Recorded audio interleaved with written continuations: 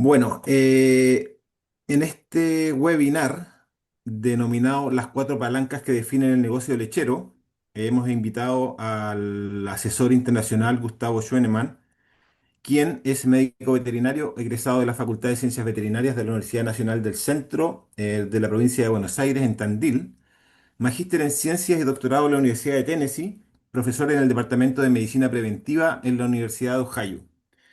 Gustavo es un prestigioso asesor internacional en ganadería de leche principalmente, que visita Chile de manera regular, ¿ya? Hemos tenido la oportunidad de verlo presencialmente aquí en algunas actividades de Soprole principalmente, donde lo invitan a hacer extensión con los productores de leche de esa empresa. La idea es que la presentación dura alrededor de una hora y después tener 15 a 20 minutos para preguntas, las cuales vamos a coordinar por el chat del Zoom. Así que sin mucho más preámbulo, dejo con ustedes a Gustavo para que comience con su exposición. Muchísimas gracias por la presentación y por la invitación y gracias a todos los que pueden, pudieron conectarse hoy. Básicamente lo que voy a hacer ahora es una presentación más que nada práctica y mirando el sistema productivo desde un punto macro, ¿no? Y voy a tratar de ir como que busqué determinadas cosas para profundizar en cada una de estas cuatro palancas que son las cosas que uno diría que definen el negocio lechero y permiten tener un sistema productivo. Let me see. Básicamente, cuando uno tiene que trabajar, sea un sistema pastoril o sea un sistema confinado, estabulado, o sea, la mayoría por ahí de los clientes que me toca trabajar son sistemas estabulados. Puede ser en un freestall, ventilación cruzada o compost, o muchos ahora son los que nosotros llamamos de cama fría, o sea, sería un sistema eh, similar al compost, pero sin que fermente la cama. Eh, y tenemos una proporción, particularmente en algunos lugares, pastoril, pero digamos que es una parte minoritaria a todo lo que nos toca trabajar. Indistintamente si es pastoril o si es estabulado, la vaca va a responder desde el punto de vista biológico y fisiológico de la misma forma, ¿no? Por ahí lo que vamos a utilizar estos conceptos que voy a compartir ahora para poderle dar forma a un sistema de producción, ¿no? En esta diapositiva que tengo acá marco básicamente lo que sería el manejo de transición o mirándolo desde un punto amplio a lo que sería la producción de leche, la cual va a estar determinada por el parto, ¿no? El ciclo para darle un punto cero, ¿no? De dónde comienza al parto y se cierra el ciclo cuando vuelve a tener su próxima lactancia. ¿Qué es lo que le pasa los primeros 60 días antes de parir y los primeros 30 días después de parir? Es absolutamente importante. Principalmente estos dos grupos, 30 días antes de parir y 30 días después de parir, definen lo que sería el negocio lechero en gran medida, ¿eh? Y entre los dos, sería posparto o preparto, preparto probablemente sea lo más importante, ¿ah? En términos de productividad, en términos de salud para la vaca y de salud para la cría, ¿no? Para la recría.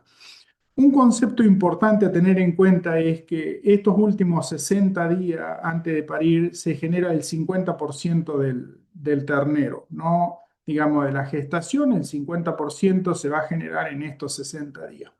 Y acá hay una parte importante que lo hemos aprendido en los últimos 30 años.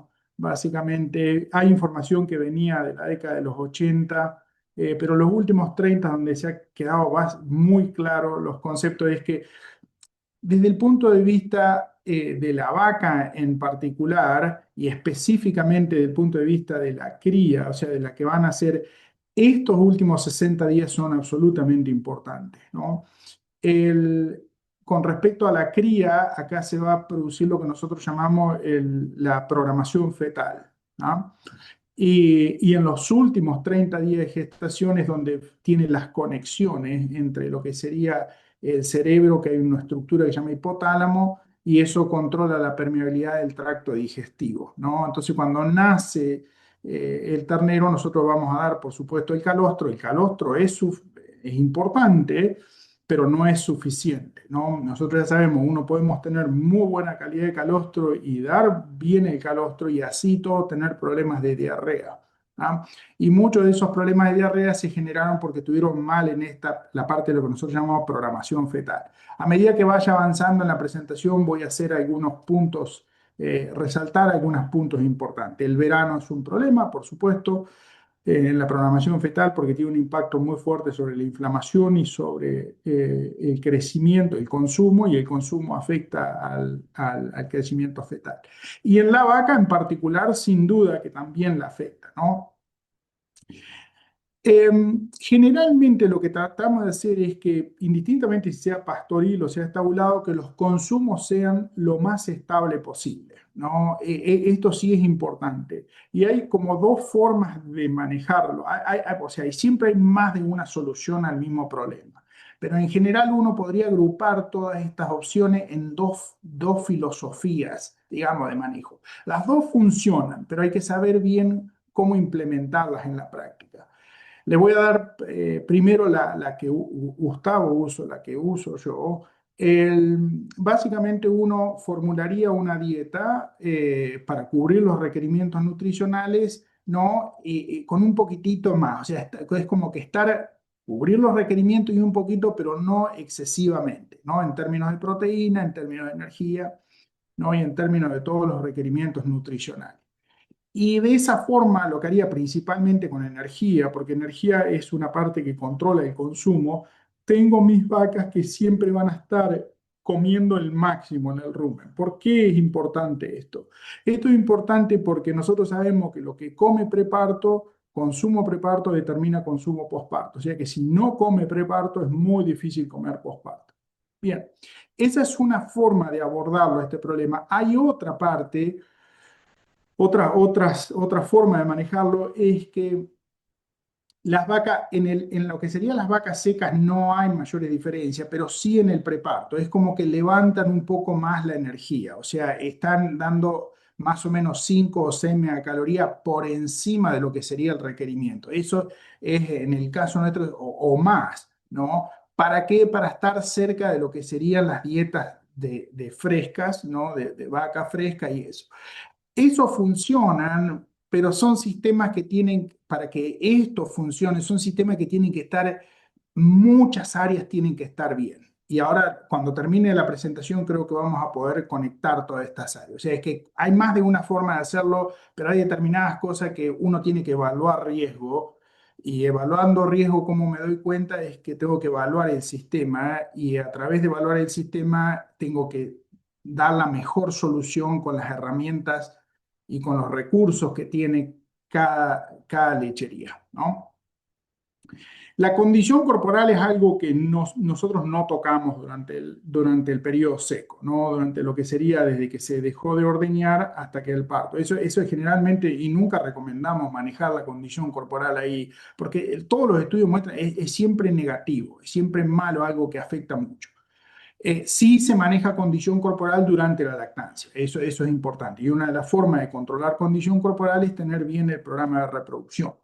Pero para tener bien el programa de reproducción, la vaca tiene que ir por este periodo de transición bien para poder iniciar su ciclicidad. Y la ciclicidad se inicia en el corral de las vacas frescas, o sea, a las 2 semanas después de haber parido, va a reiniciar el proceso, lo que se llama la reiniciación de la ciclicidad de la vaca. ¿Tá? Entonces, muchas veces tenemos problemas reproductivos, que esos problemas reproductivos se nos preñan muy tarde en la lactancia y repercute que se secan, estamos secando vacas no por gestación, sino por producción y terminamos teniendo muchas vacas con muchos días en los corrales de seca, con lo cual la vaca se va a engordar por el solo hecho de estar comiendo un excedente de energía que queda, ¿no? Y acumulando condición corporal. O sea, esto siempre pasa, se nos pasa por un problema reproductivo y nos quedan muchos días en el corral de la seca.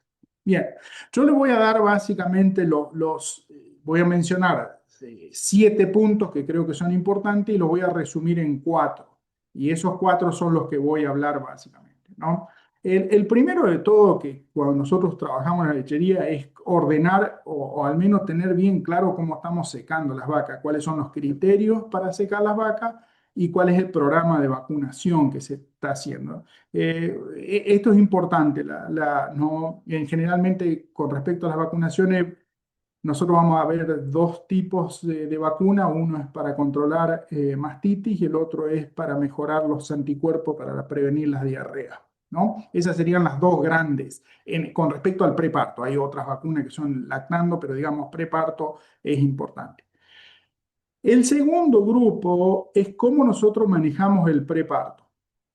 ¿Ya? ¿Cómo manejamos el preparto? Aquí lo puse intencionalmente 28 días, pero podemos usar menos días, se pueden usar 21 días, ¿no?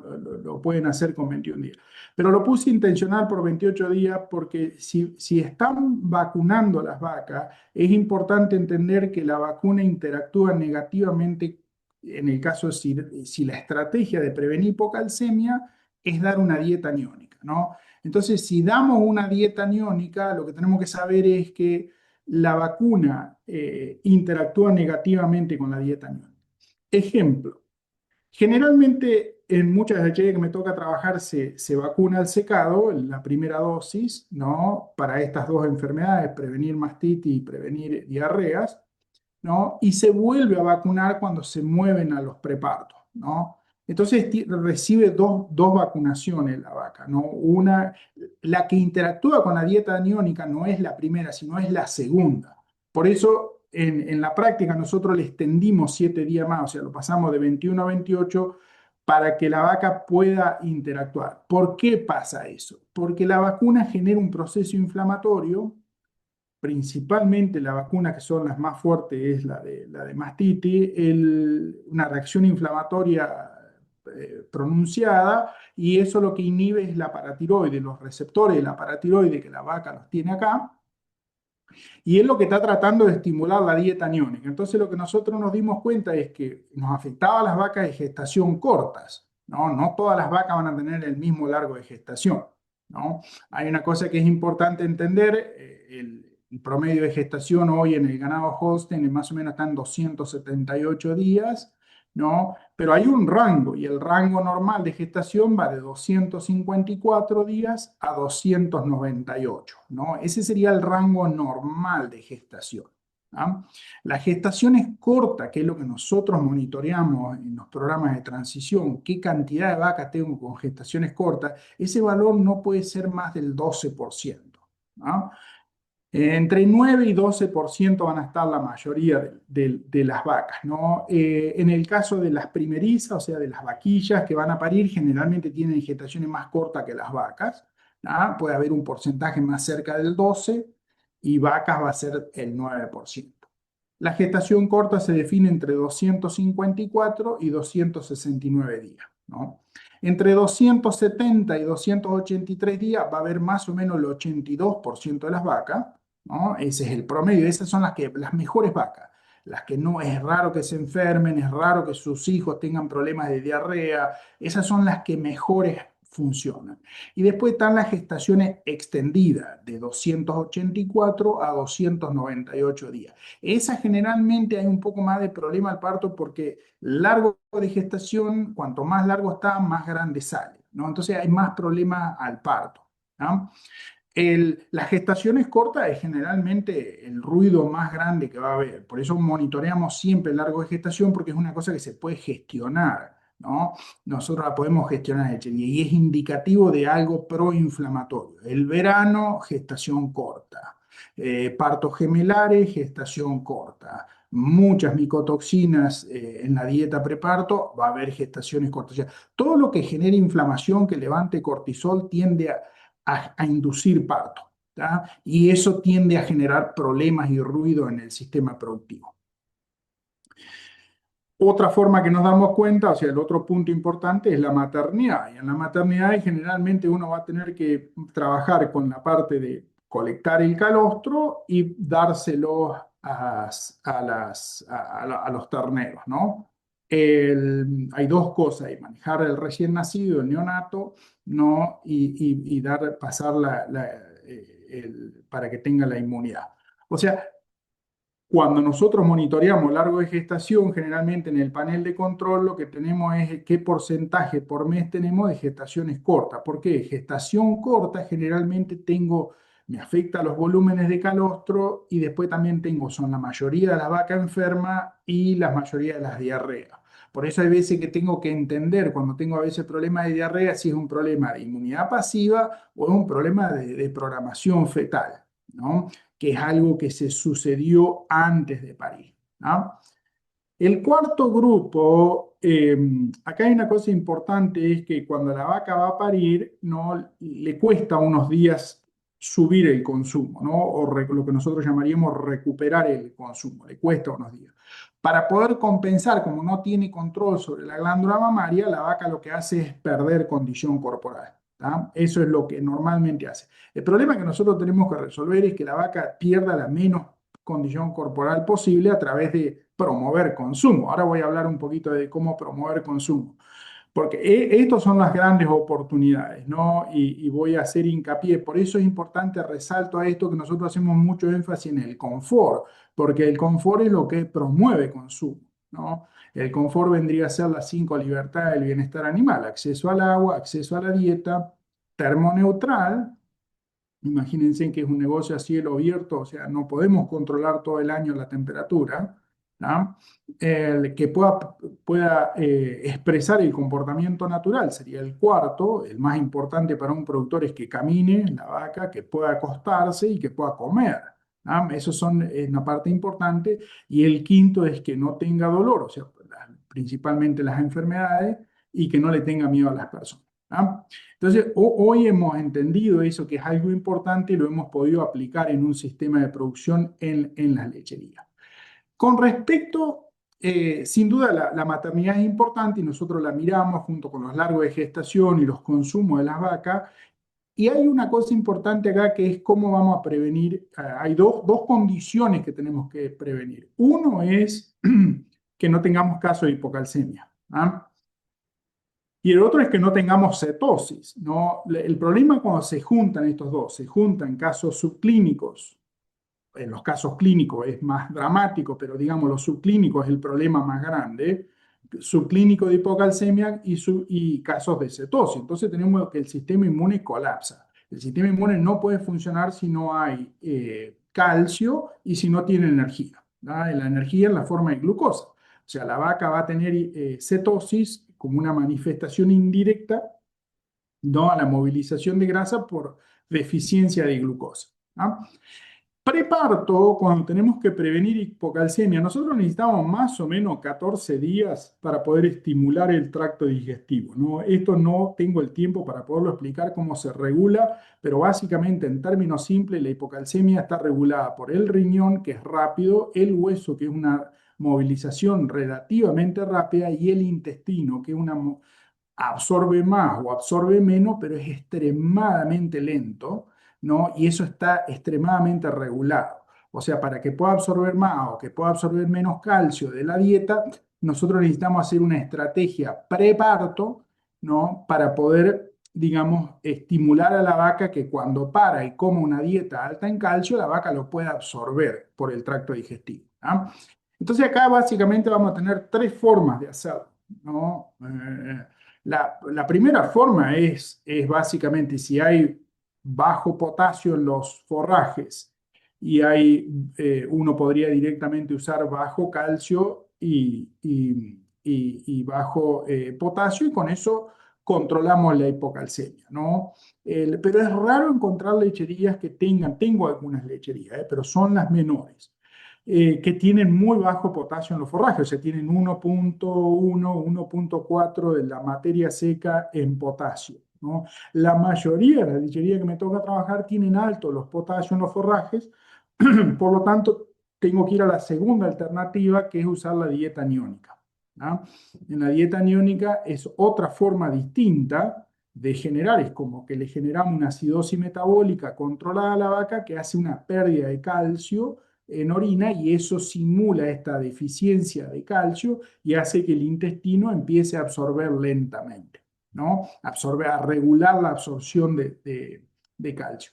La tercera opción que hay para el preparto es usar los quelantes de fósforo y de calcio, o sea, esto es lo que conocemos como las zeolitas. Eso hay naturales o sintéticos, ¿no? Hay básicamente dos opciones. También funcionan. No necesariamente hay que usarlo si vamos a usar las ceolitas, pues puedo acortarlo a 14 días, ¿no? Lo más importante es por ahí entender cuánta variación estoy teniendo en los largos de gestación, porque la vaca no va a seguir el promedio, o sea, la vaca va a seguir la biología. Entonces, muchas veces en la lechería miro cuánta variación tengo en los largos de gestación y con eso nosotros más o menos decidimos si vamos a tener, cuando usamos zeolita, 14 días o 21 días. ¿Ah? Pero esa es la tercera forma de hacerlo. No necesitan medir pH de orina como lo necesitarían hacer en la dieta aniónica. Y la cuarta opción es no hacer nada. O sea, básicamente, pero ahí sí uno va a tener oleadas de problemas y muchas veces sigue a lo que sería el nivel de producción de las vacas y principalmente el nivel de potasio que tenemos en la dieta. Cuando suben mucho los potasios, las hipocalcemias van a ser muy severas. ¿Ah?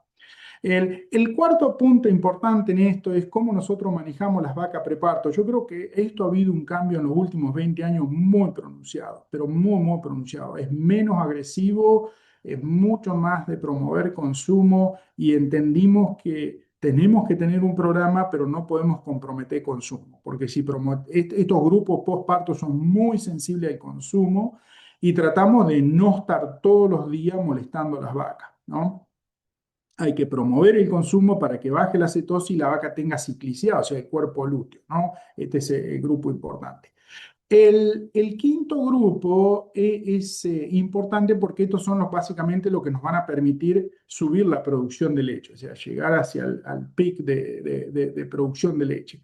¿Tá? Por cada kilo que sube más la vaca a los 60 días en el pic, va a producir casi 400 litros o 300 litros en toda la lactancia. ¿Tá? Entonces, esto es importante cómo uno tiene que armar la estrategia nutricional para que la vaca pueda, ¿no?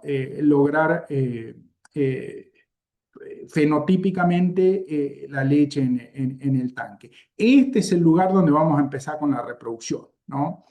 El sexto punto es el programa de crianza, lo que sería la crianza, o sea, una vez que nace, recibe, la vaca sigue lactando y la cría su hijo sigue por un proceso que nosotros llamamos lo que sería la crianza propiamente dicha, los primeros 60 días de vida es lo más crítico, ¿no? Ahora voy a hablar un poquito de estos 60 días de vida.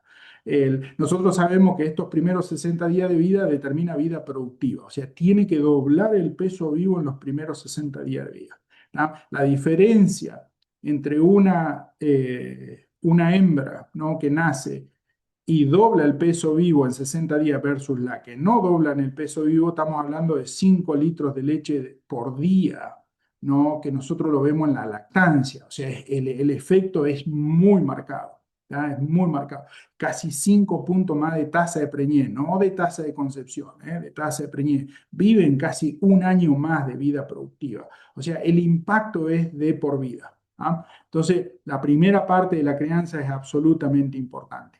El séptimo grupo es cómo nosotros vamos a hacer, lo que nosotros vemos es la calidad de los forrajes, principalmente de los conservados, que sería en este caso el silo, puede ser de maíz o silo de alfalfa, en el sistema pastoril, absolutamente importante esto, cómo se sincroniza la parte de los consumos con respecto a las necesidades y los requerimientos que tiene la vaca. La parte reproductiva, hay cantidad de protocolos, podemos discutir un montón de variables que hay de protocolo, pero nosotros ya sabemos que si la vaca no tiene un cuerpo lúteo, cuando está más o menos antes de salir de los 30 días, es muy difícil que responda a los protocolos de sincronización. El que ustedes quieran elegir.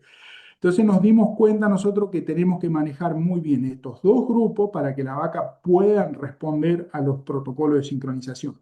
Y generalmente tenemos muy buenos resultados. Podemos hacer una combinación de detección de celo con tiempo fijo o tiempo fijo solamente.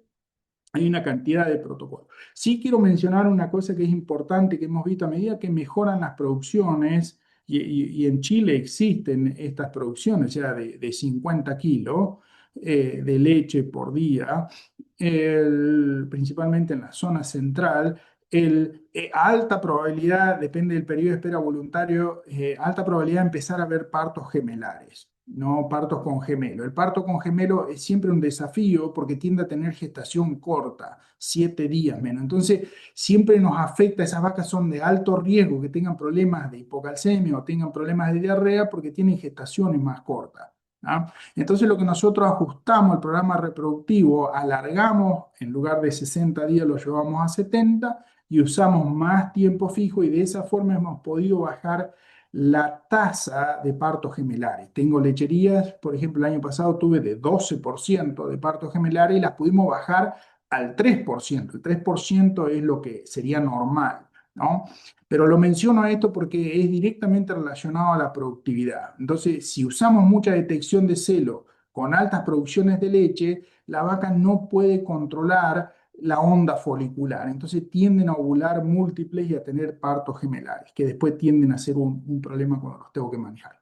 No vamos a hablar de toda esta parte, pero básicamente también en toda esta diapositiva hay que combinar el manejo nutricional, sea un sistema pastoril o sea un sistema estabulado. ¿Cómo vamos a hacer esto? Y hay que entender cómo funciona y cómo consume la vaca, ¿no? Cómo se regula el consumo y cómo nosotros lo podemos hacer de la mejor forma posible.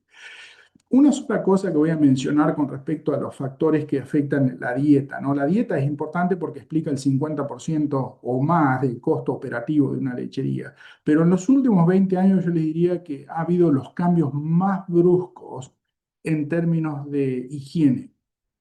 Creo que nosotros ya entendimos que la higiene es importante para la vaca, ¿no? Y cuando hablo de higiene hablo principalmente de tres cosas: contaminación con tierra, que es de los forrajes básicamente, del silo, de la alfalfa, ¿no? Puede venir de piso de tierra, que el silo está en piso de tierra. El- Contaminación con micotoxinas, que esto es un problema global, ¿tá? Y depende mucho del año, de la estación del año, generalmente es de los forrajes, ¿tá? Y el tercero es el producto, el subproducto o el producto final que queda de la fermentación. O sea, si el silo fermentó bien, el producto final va a ser lo que nosotros necesitamos para la vaca. Pero si el pH no bajó, lo que tiene que bajar, ahora lo voy a explicar en un minuto, tenemos una sobrecarga muy grande en los silos y contaminaciones con clostridiales, que eso tiende a manifestarse en las vacas de alta producción, en las vacas con hemorragia intestinal. ¿Ah? Eso generalmente viene porque tenemos silos contaminados con alta cantidad de Clostridium porque ha afectado la fermentación del silo. Bien, y obviamente la calidad del agua, o sea, todos estos sistemas, la producción de la leche es 87% agua, o sea, ¿importa la dieta? Por supuesto que sí, pero la calidad del agua es importante y principalmente la composición mineral que tiene el agua porque nos va a afectar qué estrategia tengo que utilizar para prevenir hipocalcemia. Siempre me afecta a los dos grupos más sensibles: preparto o, en el caso de la crianza, los primeros 60 días de vida. ¿Ah? Bien, voy a resumir en 4 oportunidades. O sea, estas 7 que vimos las voy a tratar de resumir y ir rápidamente en estas 4 oportunidades. La primera, para mí, es se necesita definir un programa de lo que sería recría, cría y recría, ¿no? Los primeros 60 días de vida, pero también hasta que llevarlo hasta que la vaca llegara al parto, ¿no? Este es un ejemplo, ¿no? Poner, lograr 2% de mortalidad predesleche, o sea, entre nacimiento, ¿no? Y el predesleche del 2%, que doble el peso vivo, más de doblar el peso vivo entre nacimiento y el desleche, o sea, los primeros 60 días de vida, que el 90% se preñe en los 2 primeros servicios, asumiendo que van a estar con una edad al servicio entre 3 y 15 meses, y que entran a los servicios con un 55% del peso vivo adulto. El peso vivo adulto siempre se mide en vacas de tercera y cuarta lactancia a los 100 y 120 días de leche, ¿no? Y que llegue al parto con 23, 24 meses y pese el 80% del peso vivo adulto, ¿no? Entonces voy a tener una ganancia más o menos en estos 2 años entre 0,8 y 0,9 kilos por día. El objetivo fundamental de un programa de crianza y recría es ganancia de peso diario. Ganancia de peso. Porque eso permite que el productor no lo puedo corregir con la dieta. Si la vaquilla no creció antes de parir, es muy difícil, va a crecer postparto y no lo puedo resolver con la dieta. O sea, voy a tener mucho menos producción de leche. Entonces, creo que una de las cosas que nos ha dado muchísimos resultados es entender lo siguiente. O sea, no podemos gestionar lo que no podemos medir. Y las cosas que he visto que ha hecho mucha diferencia es empezar a gestionar información, en este caso pesar los animales, ¿no? Usamos la cinta a veces cuando no tienen las balanzas para pesar los nacimientos, no es ideal, pero es mejor que cero. Y después en otros lugares sí tienen la balanza o el asesor, ¿no? He promovido personalmente que el asesor preste el servicio de pesarle los animales a su cliente, ¿no? Para que pueda gestionar esta información. Entonces, en cada visita que hace, va y le pesa a determinados animales para tener una idea de cómo están creciendo. Ahora les voy a mostrar. ¿Ah? El problema de crianza en general y recría es toda esta fase de 24 meses, asumiendo que vamos a parir a los 24 meses. Nosotros tenemos esta idea es importante, ¿no? El acortar un mes la edad del parto, o sea, yo necesito bajar mi costo de producción y una de las estrategias que nosotros vemos es bajar la edad del parto, ¿no? Un mes. Eso baja 5% el costo de alimentación total, más o menos, ¿no? Que bajar un mes el parto. Pero cada vez que la bajo de 24 a 23 y de 23 a 22, yo aumento el riesgo, ¿no? Entonces, en los sistemas nosotros tenemos que trabajar con esta premisa, ¿no? El negocio lechero es el arte de controlar variación y manejar riesgos. Yo necesito controlar variación para poder controlar. No, si controlo la variación, automáticamente bajo el riesgo. El riesgo de que se me muera, el riesgo de que tenga diarrea, el riesgo de que no produzca leche. ¿Tá? Si bien puedo ahorrarme plata acortando el día que voy a ir al parto, tengo muy alto el riesgo de que después no pueda competir en el comedero porque peso al parto determina si puede competir o no en los corrales con las vacas. ¿Tá? Hoy nosotros, un ternerito recién nacido, hoy estuve en dos lecherías hoy a la mañana, y en una lechería tuve y vale $1.700, ¿no? Hoy es 16 de abril del 2026. No estos que son Holstein 100%, sino los cruza, ¿no? Que son negros, los cruza con Aberdeen Angus. Y en otra lechería que estaba más o menos a una hora de distancia le estaban pagando 2.100. Fíjense en la diferencia, ¿no? Pero bueno, el valor de la carne hoy es extremadamente alto. Muchas de las lecherías nuestras han podido funcionar y tener muy buenas rentabilidades porque el negocio de la carne es extremadamente rentable hoy. Lo que nosotros tratamos de hacer es tener muy buenas ganancias de peso vivo durante todo el proceso. ¿Tá? ¿Para qué? Básicamente para que el ADN que tiene el ternero no tenga este efecto epigenético, que esto es básicamente la metilación del ADN cuando no puede crecer en condiciones normales. Y no, ¿por qué? Porque después no puede sintetizar la leche y expresarlo en el tanque de la leche. ¿Tá? Vamos básicamente por este proceso. Una vez que nace el ternero, vamos a ir a darle el calostro. Básicamente, la mayoría de las lecherías nuestras generalmente o pasteuriza su calostro o da un sustituto de calostro, ¿no? Digamos, para poder controlar determinadas enfermedades que tenemos en las vacas. Pero ahora va a ir básicamente por este proceso, ¿no? Que le vamos a dar el calostrado. Y hay dos formas de hacerlo, lo podemos tener refrigerado, lo podemos tener congelado, ¿no? Pero al final del día lo que le tenemos que dar a los terneros es tenemos que dar determinada cantidad, ¿no? Y determinada calidad. Le diría que mínimo son 50 gramos no por litro. Los nuevos estudios dicen que hay que dar 70 gramos por litro y lo hemos visto a medida que nosotros hemos mejorado genómico. O sea, hay varios índices de selección, cuatro o cinco que son los más importantes en el mundo. Nosotros usamos mucho el mérito neto y a medida que ha subido el mérito neto, lo que nosotros hemos visto es que ha subido la concentración de inmunoglobulina en el calostro. O sea que hay mejores vacas y también producimos mucho más inmunoglobulina por litro de calostro. En términos prácticos, más o menos hay que lograr dar unos 300 gramos de inmunoglobulina, ¿no? Y lo vamos a lograr dar en dos tomas. Es muy difícil darlo en una sola toma porque la mayoría de las concentraciones van a estar en 50, ¿tá? En 50 gramos por litro. Si no, el volumen es muy grande y no lo pueden tomar. Generalmente ahora les voy a mostrar, damos dos tomas de calostro y eso nos ha resuelto mucho los problemas de diarrea. Tratamos de hacerlo en las primeras 2 horas de vida, la primera toma de calostro, y repetirlo a las 4 o 6 horas, una segunda toma de calostro. ¿Tá? Y la limpieza obviamente es importante, o sea, la higiene y la carga bacteriana es importante porque esto va a afectar de una u otra forma al recién nacido. Este es un estudio que hice, lo publiqué hace el año pasado.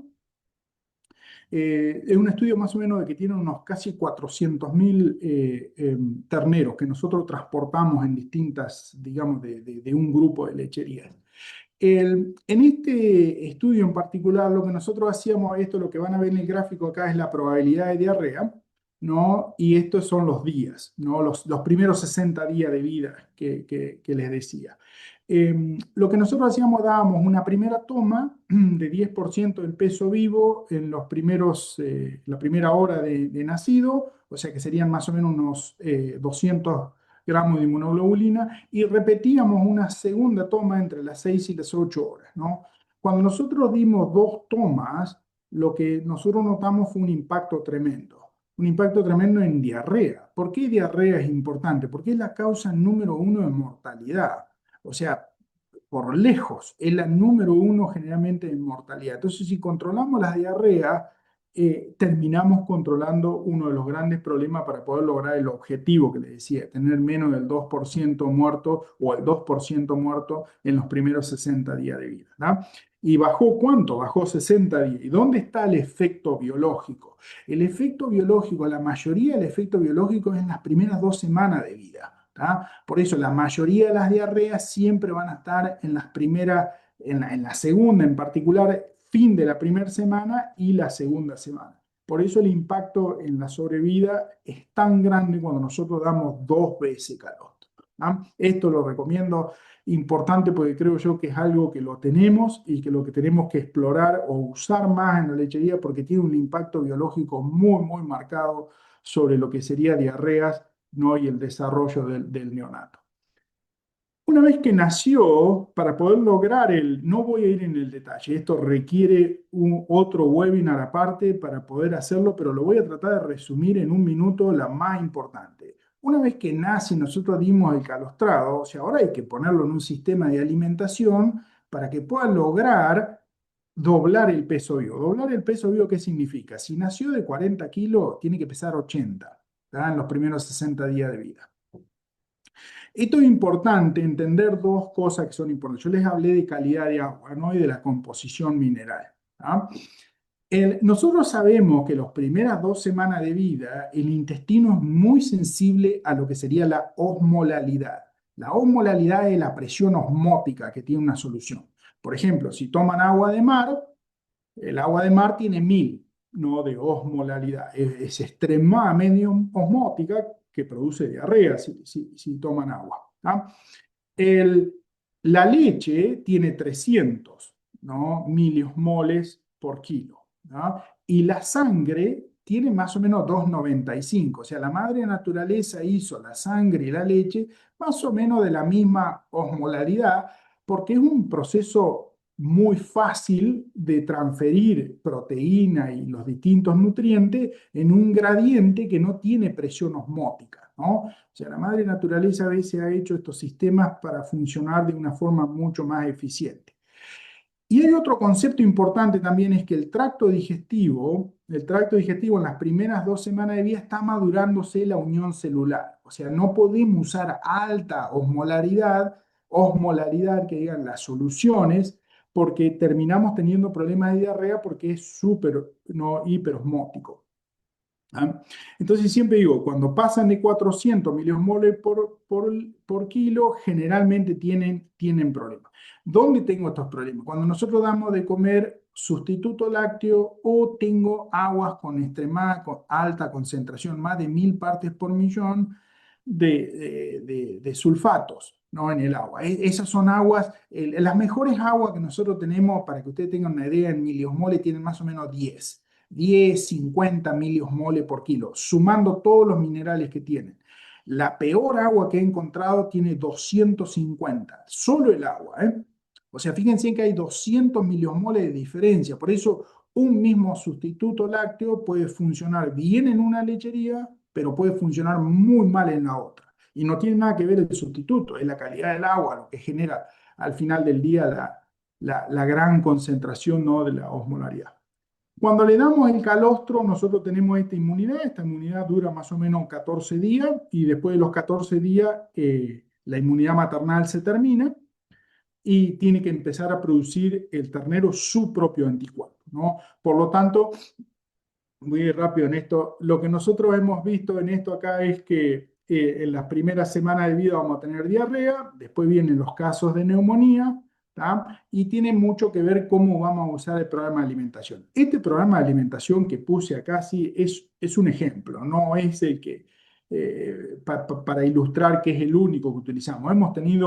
Generalmente nosotros vamos a tener dos grandes combinaciones de programa de alimentación: volumen constante con sólidos variables, ¿no? O en incrementos, ¿no? Y esto es con los sólidos totales constantes. O sea, hay dos formas de formular una dieta. Tengo el volumen constante, voy cambiando la cantidad de sólido que tiene la leche o el sustituto, o el otro es en incremento, que sería esto: subir para arriba el volumen y bajarlo, pero mantener constante los sólidos. ¿Ah? Esas son las dos formas de poder lograr.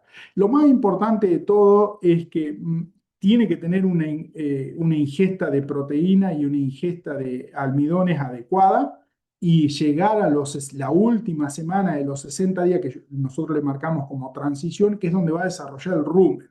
Esto es importante, por eso que en algún momento hay que empezar a bajar la leche y tiene que empezar a comer el iniciador, ¿no? Y el iniciador tiene que ser un peleteado, porque es la mejor forma que tiene para poder, no puede comer algo que sea como una harina, ¿no? La texturizado es lo mejor que hay para que puedan tener los consumos, ¿no?, adecuados.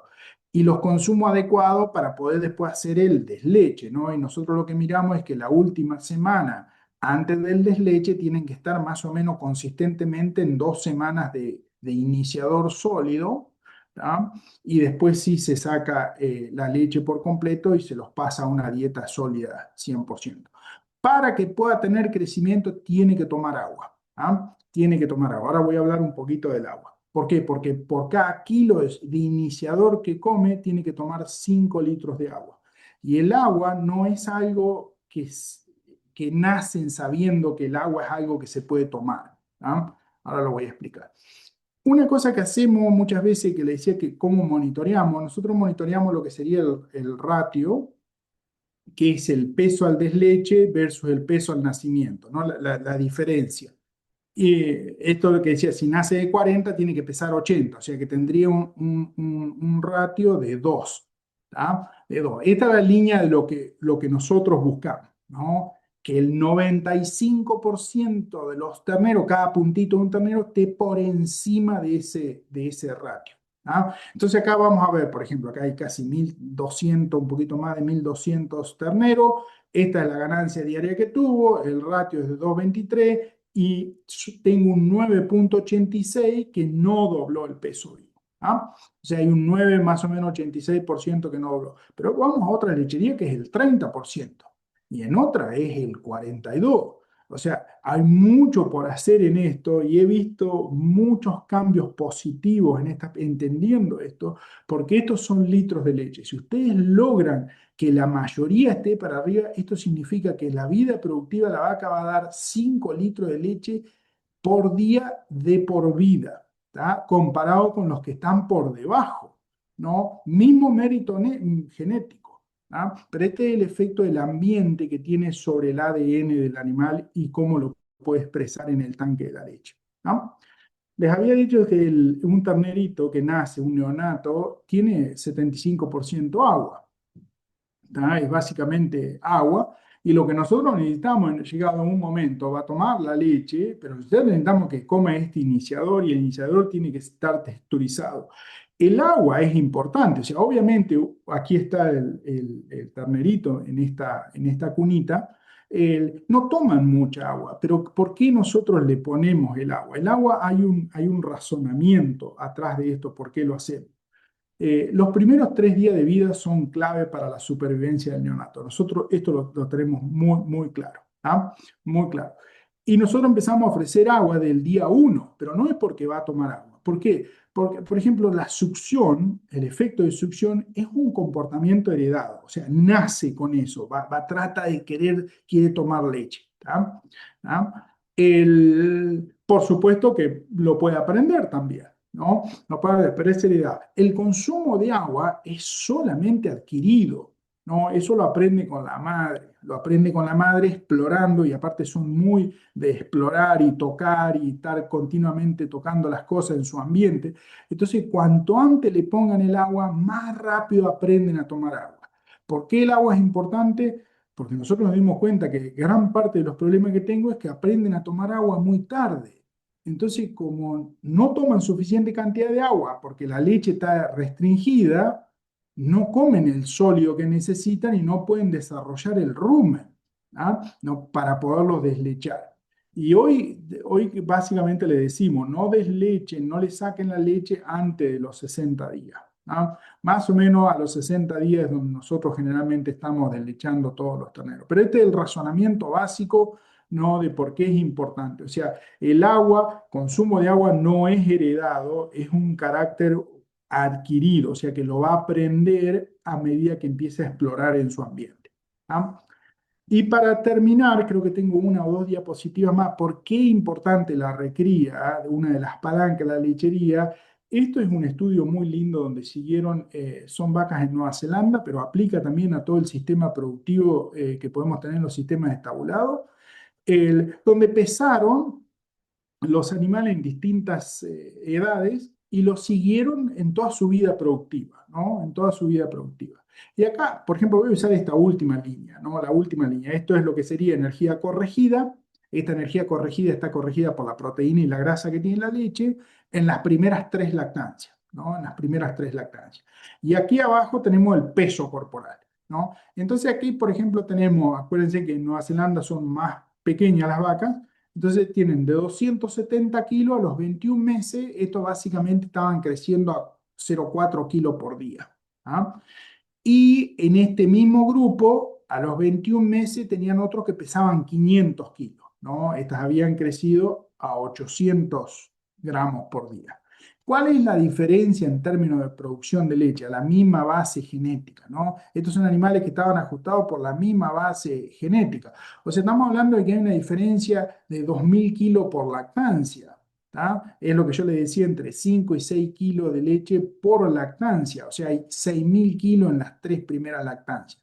Por eso es importante, ¿no? Que la meta es doblar el peso vivo y que lo más importante a monitorear es ganancia de peso vivo. ¿Sí? Y para eso necesitamos tener una balanza. Y esto no lo puedo corregir una vez que la vaca pare, ¿no? Si no pare con los objetivos que le di, el 55% del peso vivo adulto al servicio y el 80% antes de parir con el ternero adentro del útero, no puede llegar a producir producción de leche. Hay muchas veces que piensan que es un problema de la dieta, cuando en realidad es un problema de la crianza y de la recría. ¿Ah? Y después, obviamente, todo esto tiene un costo, ¿no? Por supuesto que, y estos costos van a estar dados, nosotros a veces hacemos estos modelos para simular el impacto económico que tiene si voy a hacer asumiendo 24 meses al parto, ¿no? 24 meses para los dos, los primeros 24 meses gasto dinero, una vez que pare la vaca empieza a pagar todo lo que es la parte roja, ¿no? Y la vaca depende de cómo esté el precio de la leche, el precio del alimento, el precio de los desechos y el precio de la recría, que es básicamente alimento. Hoy nosotros estamos más o menos entre 2.600 y 3.000, sin incluir el valor que tiene la hembra. No, nosotros podemos estar entre 1,8 lactancia o 2,5 lactancia. Por eso es importante a veces cuando hacemos un programa bien de recría saber que tiene un costo y que este costo lo vamos a diluir y lo vamos a recuperar con lactancia, ¿no? Entonces tiene que vivir suficiente lactancia para poder recuperar la inversión que se hizo en los primeros 24 meses de crianza y los 9 meses últimos de gestación. ¿Ah? La oportunidad número dos, no definir un programa de transición para vacas lecheras. Esto sí que creo que es importante, ya vimos lo que era la crianza y la recría, ahora vamos a ver lo que es la transición. La transición, básicamente, lo más importante de todo es tratar de que las gestaciones estén dentro de los parámetros normales, ¿no? Tratar de no tener, por ejemplo, el estrés térmico es proinflamatorio, o sea que alta probabilidad de que desencadene parto, contaminación de los forrajes con micotoxina, tierra o carga bacteriana, alta probabilidad de que desencadenen, si le damos ese tipo de alimento a las vacas, que desencadenen parto y aparte que me active el sistema inmune. Y cuando activa el sistema inmune, la vaca moviliza mucha energía, más o menos 1 kilo de glucosa por día. Entonces, es un balance, inician la lactancia con un balance energético tremendamente negativo en base a cómo nosotros manejamos las vacas antes del parto. El objetivo fundamental es lograr que tengamos consistencia en la maternidad, menos del 2% de terneritos muertos. Hoy le diría que tengo lechería, la que menos tengo, ya estamos en 0,5 al parto. Productividad depende si es pastoril o estabulado. Ustedes lo pueden, los kilos de leche que quieran tener. La reproducción, hoy nosotros sabemos que el 10% superior en Estados Unidos estamos en el 30% o más de tasa de preñez. ¿Ya?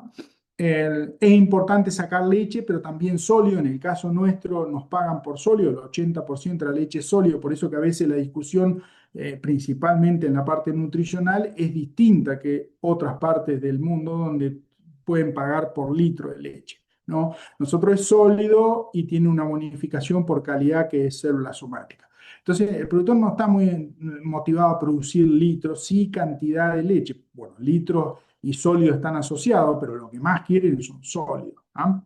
Que tenga una longevidad mínima de 3 lactancias, ¿no? Y que produzca una calidad de leche con menos de 150.000 de célula somática y que aparte de todo esto cierre económicamente, ¿no? Con un resultado positivo. ¿Ah? Entonces, las primeras 3 cosas a tener en cuenta que son importantes en esto es por qué se nos van las vacas. ¿Cuáles son las 3 causas principales? Una es mastitis, los problemas podales y los problemas reproductivos y de leche. O sea, en el mundo estas son las 3 grandes cosas de que se nos van las vacas, ¿no? Esto tiene un costo. ¿Ah? Cada una de las lecherías tiene, en algunos más grande la reproducción, en otros los problemas podales, o en otro una combinación, o mastitis en uno, o combinaciones de ellos. ¿Ah? Creo que ya aprendimos que esto no lo podemos hacer. ¿Ah? Esto, la calidad de los forrajes suele ser siempre el factor limitante de consumo en la mayoría de las lecherías, ¿eh? O porque hay mala calidad como esto, o contaminación con micotoxina, o porque hay mala digestibilidad. Está bien desde el punto de vista de contaminación, pero está mal la digestibilidad. Y lo que nosotros sabemos es que consumo preparto está directamente asociado con consumo postparto, o sea, esa es una asociación positiva. Cuanto más alto preparto, más alto postparto, ¿no? Por eso creo que ahora entendimos que preparto y seca no las podemos tener muy mal porque es muy difícil sacar producción de leche. ¿Ah? Simplemente para repetir lo que recién decía, que preparto era importante con posparto, nosotros sabemos que esto es importante y que esto de una u otra forma nos va a impactar en lo que sería el metabolismo posparto y en cómo la vaca reinicia el proceso de reiniciar la ciclicidad. O sea, la vaca antes de parir cambia la estructura, tiene una estructura ovárica, pare y automáticamente tiene que volver a reiniciar las estructuras en el ovario. O sea, pasa de tener estos pequeños folículos, un folículo dominante, a un folículo preovulatorio, asumiendo que la vaca está comiendo bien y que no perdió mucho peso, la vaca va a tener estas ondas de LH o este pic ¿no? de LH y al día 15 la vaca ovula y al día 18, 19, 20, 21, 25 la vaca va a ovular y forma el cuerpo lúteo. O sea, esto es absolutamente, todo este proceso fisiológico pasa en el peor momento desde el punto de vista de salud de la vaca, donde el 75% de los eventos de salud están en los primeros 30 días de leche. ¿Ah? O sea que esta parte es importante, creo que hoy ya lo tenemos, entendimos bien, que hay que prevenir muchos de estos problemas. Muchos están asociados a cómo nosotros manejamos las vacas preparto, principalmente los consumos. Con los consumos podemos controlar el proceso inflamatorio y ese proceso inflamatorio controlar el balance energético negativo para no tener estos problemas, ¿no? Estos problemas postparto.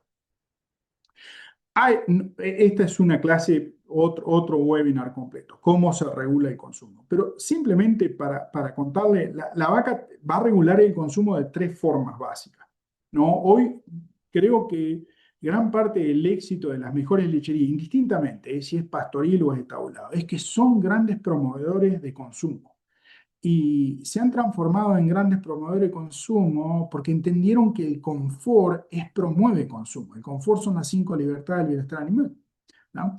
Entonces, y entendieron básicamente cómo come un animal. O sea, la vaca puede regular consumo de llenado de tracto digestivo, o sea, la vaca come, llena el tracto digestivo y no tiene más espacio, o sea, tiene que parar de comer.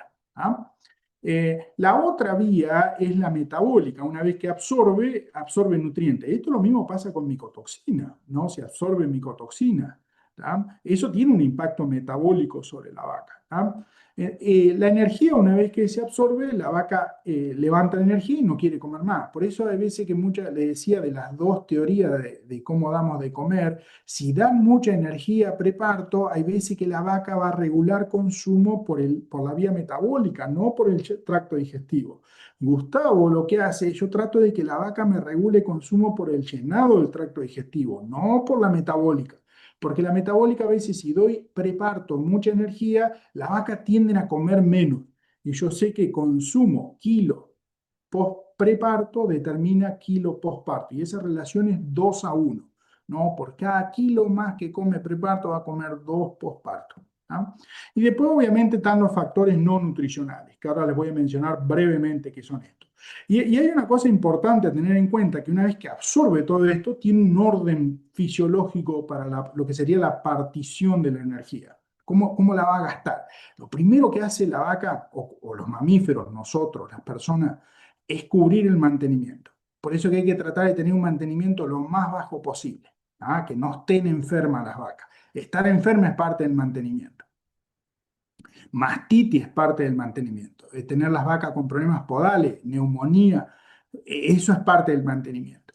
Después destina a crecer si está creciendo, ¿no? Si le sobra energía, si no está creciendo, va a producción de leche.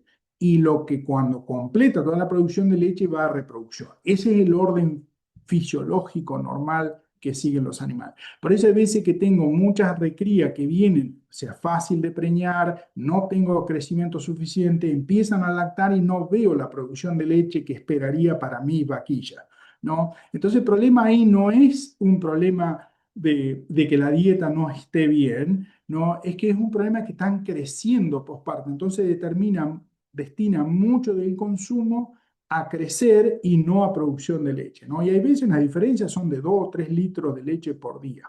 ¿Ah?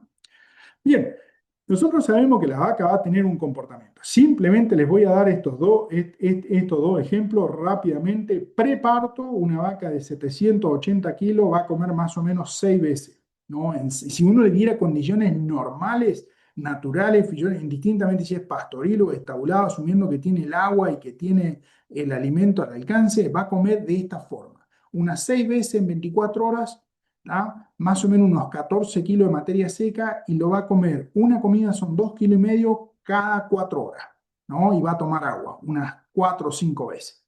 ¿Ah? Una vez que pare la vaca y nosotros la ordeñamos 3 veces al día, esta flecha marca en el ordeño y la vaca cambia comportamiento. Ahora come mucho más rápido, están comiendo 9 veces al día, come mucho más rápido y más frecuente para poder comer la cantidad de kilos que necesita, o sea, está casi en 20 kilos. No, en las mismas 24 horas al día tiene que cambiar comportamiento para poder comer todos los nutrientes que tenga. Entender esto, creo yo que nos resolvió muchos de los problemas en muchas de las lecherías, que es un problema de confort, o sea, no es necesariamente un problema de la dieta para poder lograr tener buenas producciones de carne. ¿Por qué les digo esto? Porque los tres factores principales, que los no nutricionales, o sea, que no están asociados a la dieta, el número uno que nosotros resolvimos fue confort, ¿ah? El espacio que tenemos en los comederos o las asignaciones en el pastoril, cuánto materia seca tienen disponible para que puedan comer, y los bebederos.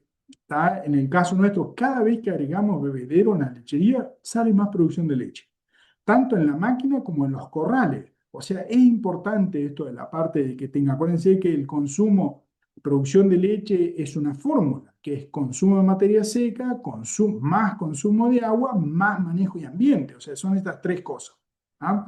Y después, por ejemplo, en este sería la frecuencia de arrimar o la cantidad que tengo de comida en el caso de los pastariles que tengo en las parcelas. ¿Ah? Hemos ido un montón de veces a lecherías donde a veces, por supuesto que tenemos todos los programas de nutrición para poder controlar y poder manejar qué es lo que estamos usando en las lecherías, y hay veces que nosotros vamos y tengo que resolver el problema de por qué no comen las vacas, ¿no? Déjenme en 2 segundos a ver si lo puedo poner en el video.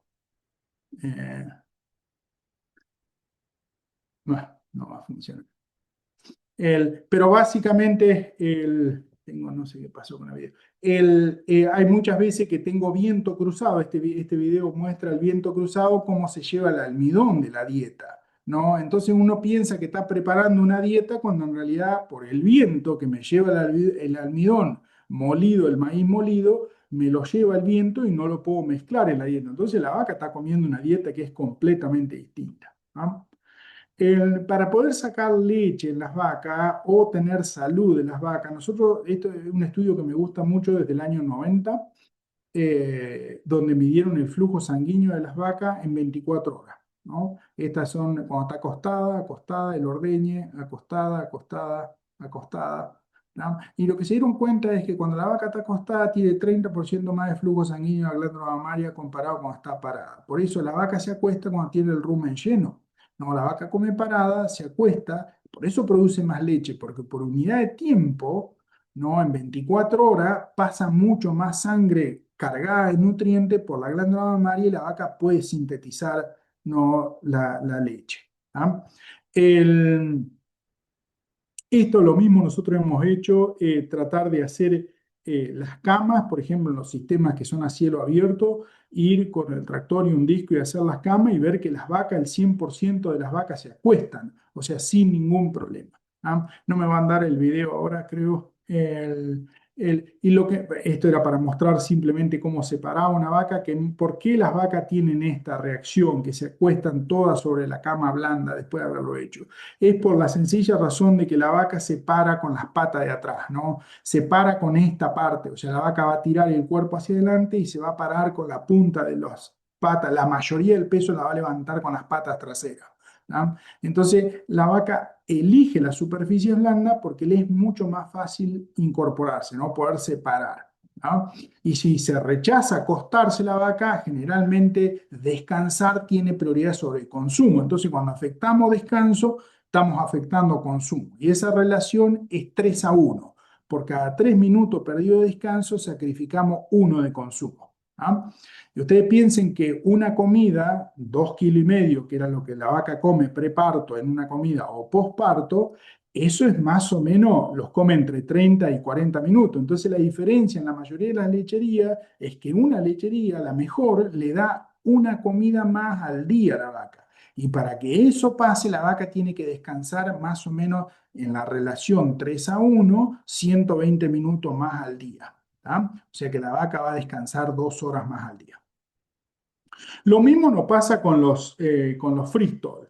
El ir, por ejemplo, a los freestall y ver vacas paradas. ¿No? No nos gusta ver cuando tenemos comida y que las vacas estén lo que sería perching, o sea, están paradas en el stall.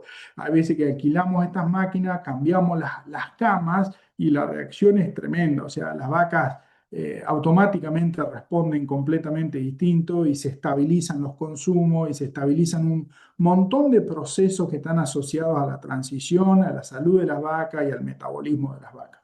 ¿Ah? Bien, voy a ir por la oportunidad número 3, que es definir básicamente un programa de calidad de forraje. Y en la calidad de forraje, esto es importante, voy a hablar brevemente, no voy a hablar de digestibilidad de la fibra, pero hay que producir suficiente cantidad de forraje que tenga alta digestibilidad, ¿no? De los dos, fibra y almidón.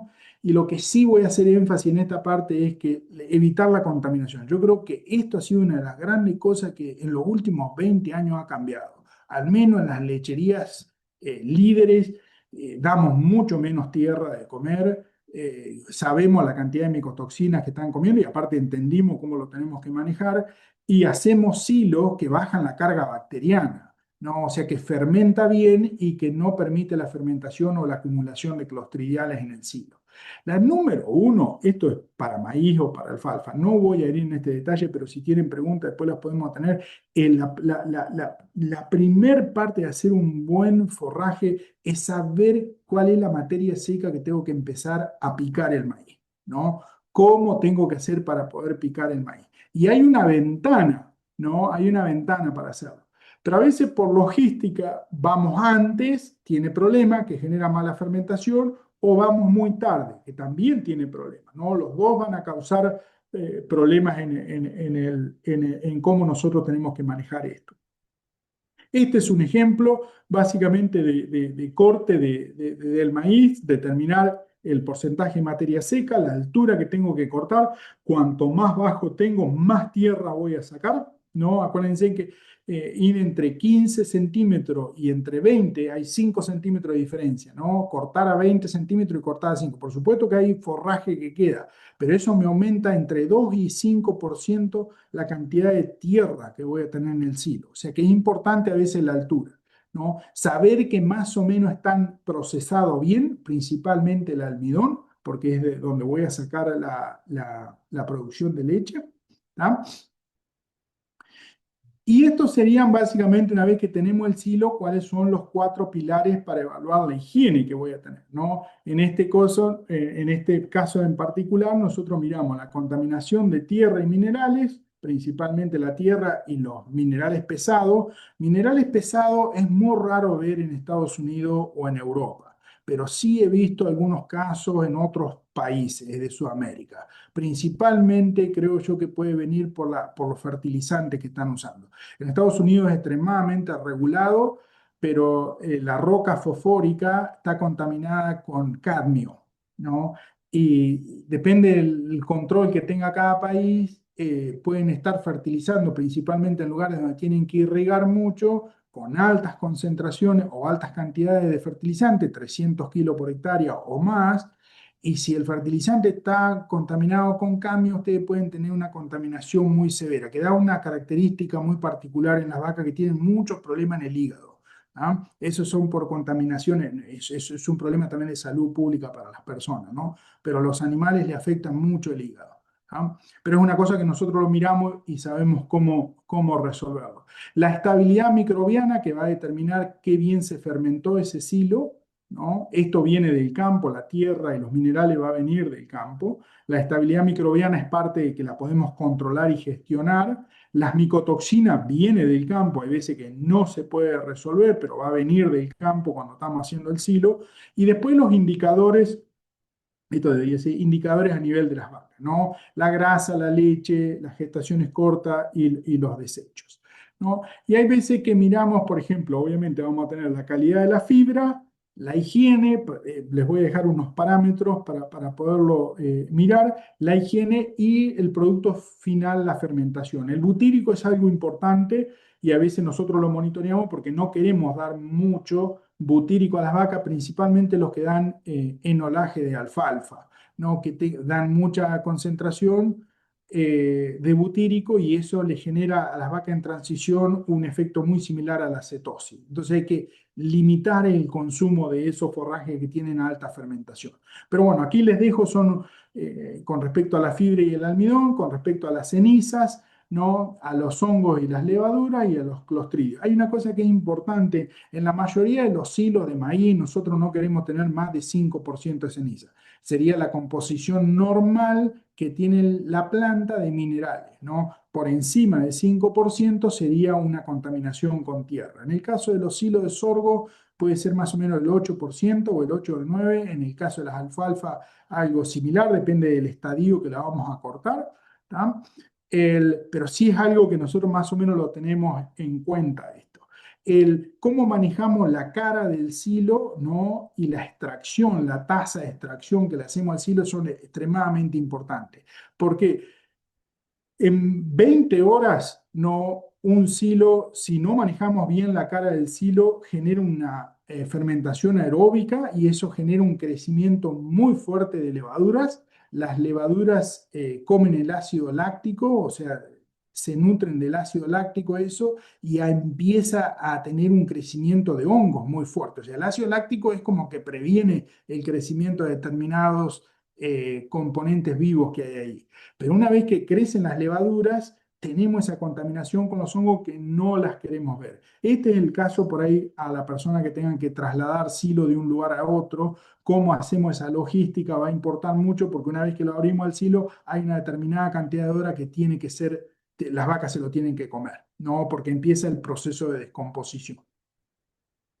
El, Esto lo voy a ir rápido esto. Y una de las cosas que vemos es, por ejemplo, cuando tenemos silos que se cargan de micotoxina y tenemos contaminación en el campo de micotoxina, hay veces que vemos los silos así, ¿no? O no necesariamente a veces se ve. Estos son casos muy visuales. Creo que ahora tengo un par de fotos más.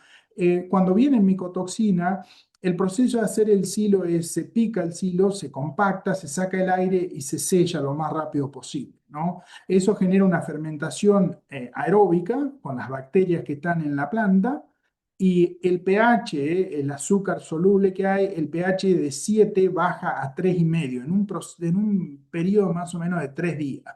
A los 7 8 días se va a estabilizar o 9, pero baja rápidamente el pH, o sea, de 7 lo va a bajar a 3,5 y eso mata todas las bacterias, ¿no? Cuando hay contaminación bacteriana, ese proceso no pasa porque las mismas micotoxinas son negativas para los lactobacilos que tienen que generar la fermentación, por lo tanto tenemos una fermentación muy fuerte de las clostridiales, o sea, el pH queda en 6, no baja a 3,5, crecen mucho las clostridiales y lo que nosotros vamos a tener es un desencadenar, ¿no? Lo que sería las hemorragias intestinales. Y generalmente son las mejores vacas de la lechería, son las que tienen altos consumos por peso corporal, ¿no?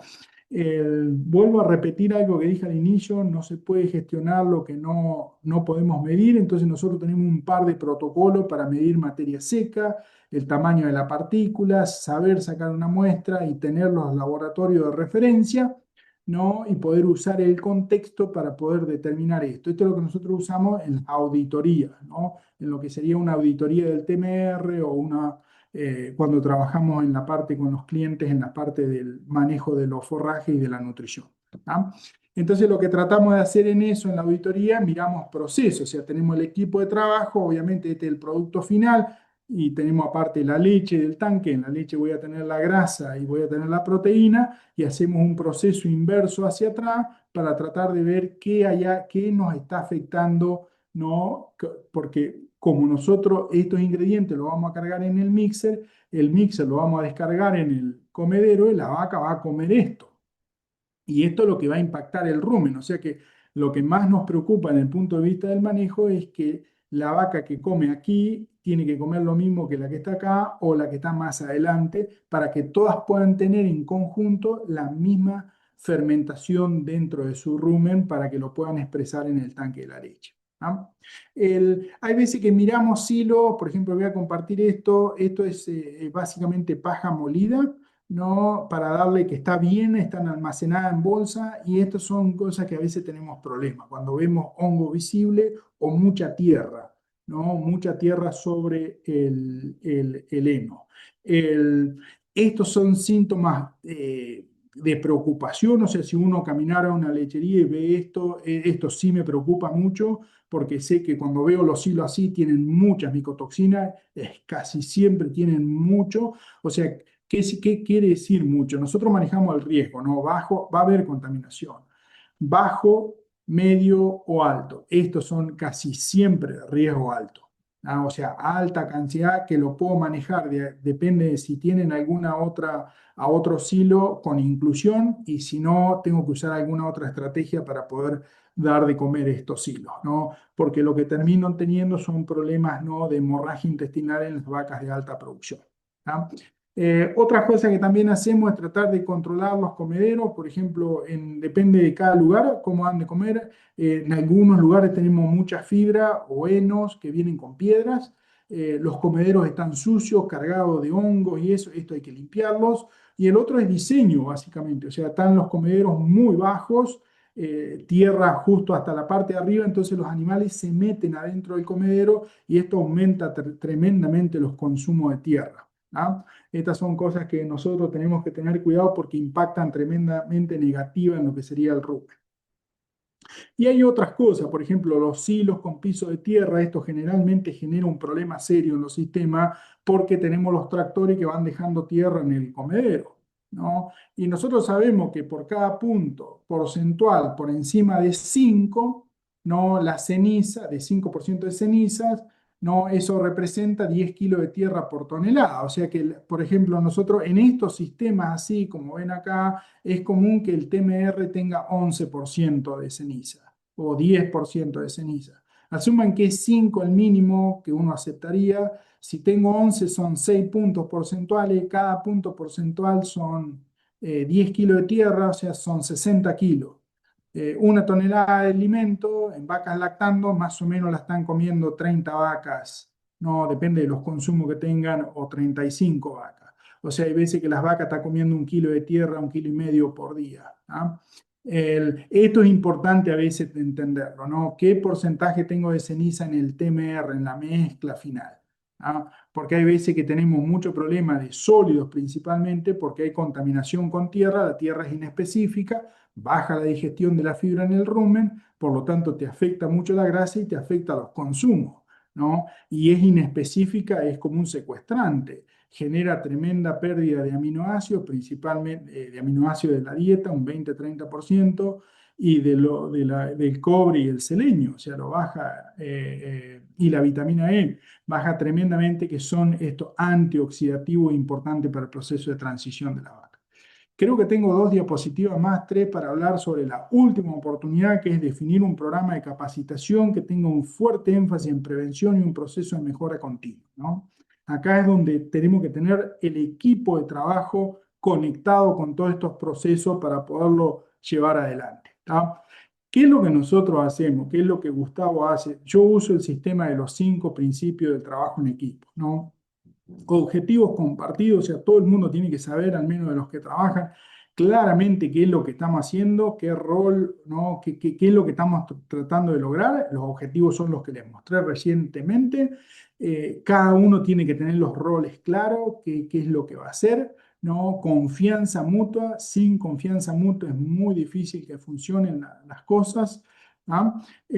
Comunicación efectiva, lo más importante, donde más énfasis hago, al menos de las cosas que más me piden, es escuchar, o sea, poder tener una oportunidad de escuchar al equipo de trabajo. Y por último, tener un sistema nosotros tenemos unos dashboards y unos sistemas de monitoreo. ¿Para qué? Para poder evaluar los procesos y los resultados. O sea, miramos el objetivo, miramos los procesos y tenemos un sistema de comunicación, ¿no? Y de monitoreo en el sistema donde todo el mundo lo puede evaluar y puede ser partícipe del éxito y del fracaso. Es importante a veces entender que muchas veces va a haber problemas y no hay que tomarlo como algo negativo, sino que hay que tomarlo como que enfrentar estos desafíos, que hay que resolverlo y hay que encontrar. Y es el equipo, ¿no? Cuando algo funciona bien es el equipo, y cuando algo funciona mal es el equipo el que también tiene que tomar la responsabilidad de poderlo resolver.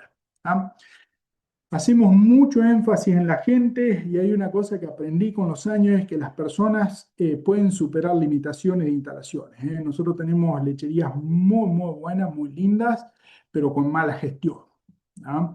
Entonces me di cuenta que las personas tienen la capacidad de superar limitaciones de instalaciones, pero es muy difícil que con un excelente diseño de instalaciones no pueden reemplazar una mala gestión, ¿no? Al final del día, la gestión tiene un impacto muy importante sobre todo el proceso de las cuatro palancas estas que le he mencionado.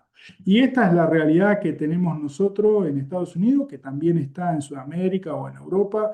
Este es el reporte de Gallup del 2023 o 24. El 24 es similar. Esto es básicamente cuántos empleados están comprometidos. Ustedes piensen que una lechería es como si fuese un bote y arriba de ese bote hay determinada cantidad de gente, ¿no? Tenemos un 32% que está comprometido, un 51%, o sea, 5 personas que no están comprometidas, ¿no? Y un 17%, 2 de cada 10, básicamente están activamente descomprometidos. El grupo que más ha crecido en los últimos 20 años, desde que sigo este reporte, y que trabajo hace más o menos 20 años que trabajo con las lecherías, el grupo que más ha crecido ha sido este. No, este grupo hace 20 años eran 2 personas, 2 o 3 personas, hoy es 5. ¿Ah? Esto es importante porque al final del día es el equipo de trabajo el que hace al éxito de que estos procesos sean importantes. Por eso hoy hacemos tanto hincapié en tener procesos simples y que las personas los puedan llevar adelante. Con esto me voy a detener acá y tomar las preguntas que ustedes tengan. Gracias nuevamente. Gracias, Gustavo, por tu presentación. Nos diste como un recorrido por todos los puntos críticos de un sistema lechero. Como dices muy bien en varias de las láminas que mostraste, cada tema es por sí solo un webinar completo o un día completo de información. Con respecto a algunos temas surgieron algunas consultas.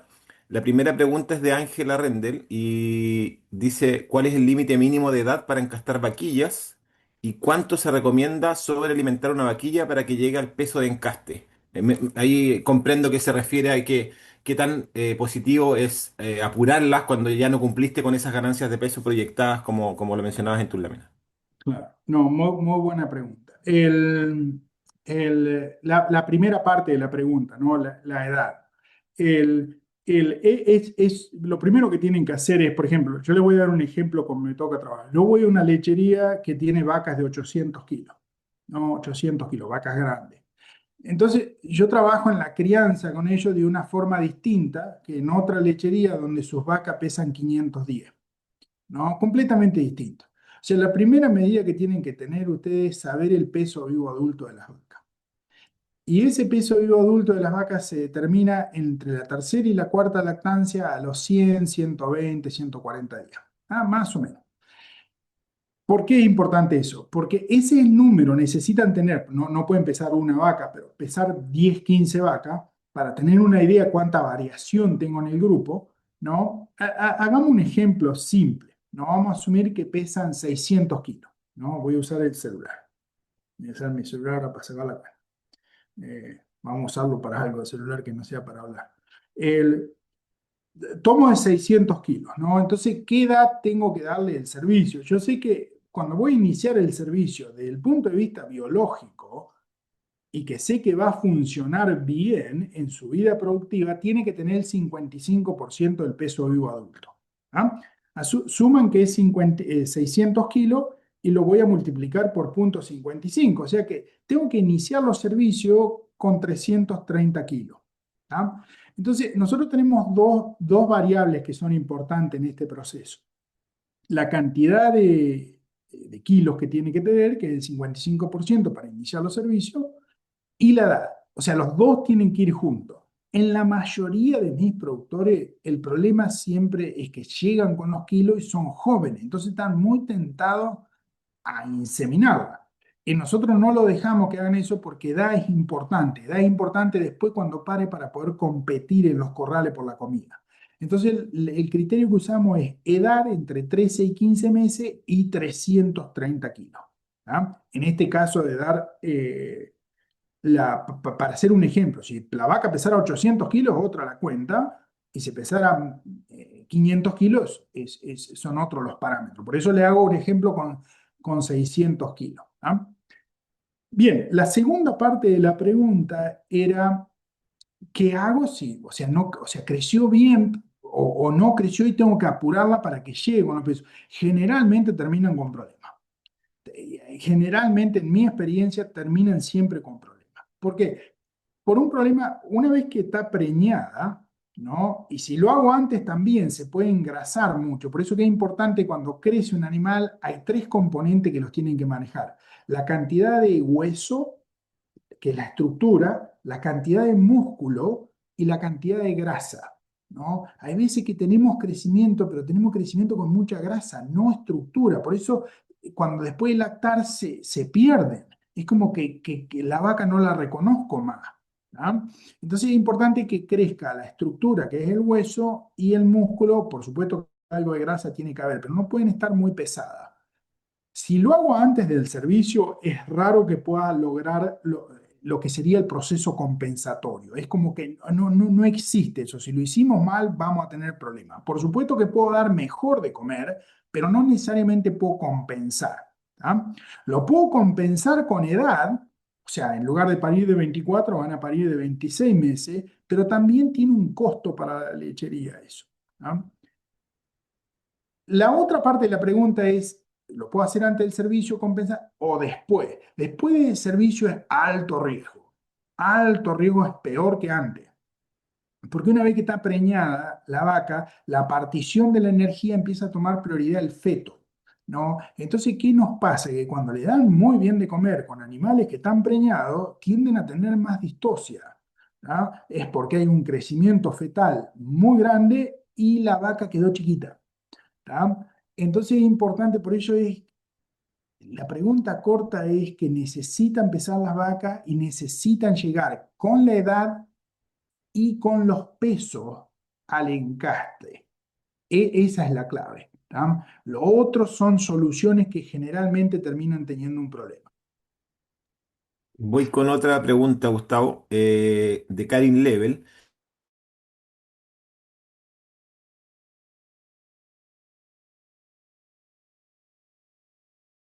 o generando un posible problema. Se refiere un poco a que, ¿qué es mejor?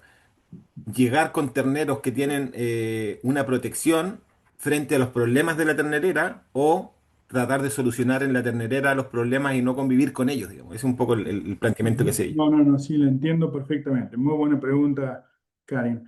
Eh, A ver, nosotros usamos, las vacunas tienen una oportunidad, o sea, y nosotros las usamos, le diría, si miro todas las lecherías de Estados Unidos, el 50% usa vacuna, y a medida que aumenta el tamaño de la lechería, o sea, que son más grandes, el 90% usa. O sea, es sin duda una oportunidad. Ahora hay que saber qué es lo que tenemos que resolver. Por eso vamos a usar una vacuna, pero ahí tenemos que entender qué es lo que vamos a resolver y tenemos que entender cómo las vamos a llevar a la práctica. El vacunas muy cerca del parto es siempre generalmente contraproducente. Es contraproducente. Es lo mismo que si se olvidan de vacunar. Si se olvidan de vacunar y a la semana siguiente es muy cerca del parto, a la vaca le hace tremendamente mal, porque activan el sistema inmune en una vaca que está inmunosuprimida. ¿Ah?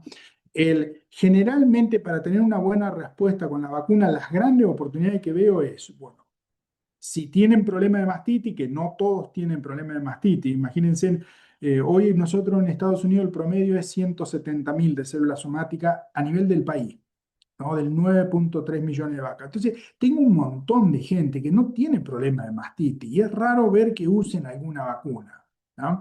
Pero diarrea sí. Entonces sí usan para diarrea, ¿no? Si una lechería que tiene 300.000 de células somáticas o 250.000 de células somáticas para arriba, probablemente se beneficie de esto, de las mastitis clínicas. Ahora bien, hay que saber usarlo al día 60 y hacer un segundo booster de vacunación. Eh, Nosotros sabemos por la fisiología que tiene que ser 30 días antes de parir, no muy cerca, no el día 21. A veces por logística nosotros lo hacemos el día 21, pero es muy cerca de antes de parir y eso va a afectar mucho a las vacas que tienen gestaciones cortas. ¿ah? Porque la vacuna te elimina el efecto de la dieta aniónica, si están dando dieta aniónica, de 7 días. Si lo dan el día 21 y la vaca tiene gestación corta, no, la vaca va a parir una vez que la mueven ustedes 14 días después, que le doy una vacuna, tuvo 7 días el efecto de la vacuna, entonces con la dieta aniónica me quedó con 7 días. Entonces a veces nosotros nos dimos cuenta que a veces la vacuna la tenemos que usar, pero saber en qué momento usarla. Día 60 y día 28 antes de parir. Y las dos importantes creo que por ahí para el sistema lechero es calidad, mastitis y diarrea. Esas son para mí las dos más importantes. Ahora bien, la vacuna per se no te resuelve problemas de ambiente, no te resuelve problemas de nutrición, no te resuelve problemas de instalaciones, no te resuelve problemas de confort. Entonces nosotros tenemos que entender el sistema como un todo para ver si la vacuna tiene un beneficio. Hay lugares que tienen tantas otras prioridades que probablemente hay que invertir en alguna en confort o resolver otros problemas básicos como higiene en el TMR antes de poder ver un efecto positivo con la vacuna. Vamos con dos preguntas más. La siguiente es de don Luis Altamirano y dice, primero que nada, una excelente charla, Gustavo. Te agradece la exposición. Y pregunta si tienes algún comentario sobre el uso de probióticos en dietas de vacas lecheras. Sí, no, muy buena pregunta. Sí, en las de alta producción, principalmente las levaduras, yo creo que hay una oportunidad muy grande, ¿eh? Muy grande. Porque la levadura en sí, y le estoy diciendo, cuando uno habla de la levadura, la mayoría que nosotros tenemos en el mundo son las levaduras que queda el residuo de hacer cerveza, de hacer vino. ¿No? Porque las empresas grandes son las que promueven y después usan gran parte de de la capacidad instalada que tienen para llevar un producto a la parte de los rumiantes. Y la pared de la levadura tiene un componente muy bueno para bajar la inflamación, ¿no?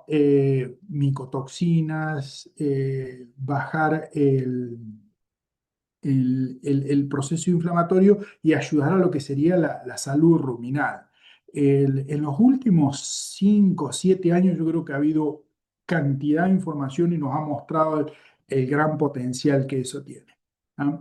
Hay un montón de probióticos que se venden como aditivos y hay otros que uno los puede ir a comprar a una empresa que vende cerveza. Muchas venden la crema de cerveza, eh, que sería básicamente las levaduras que quedan, el proceso, una parte de las levaduras que quedan y la venden seca, ¿no? Ese también tiene una oportunidad. Hay que tener cuidado con la inclusión de eso porque tiene el lúpulo y el lúpulo tiene un gusto amargo.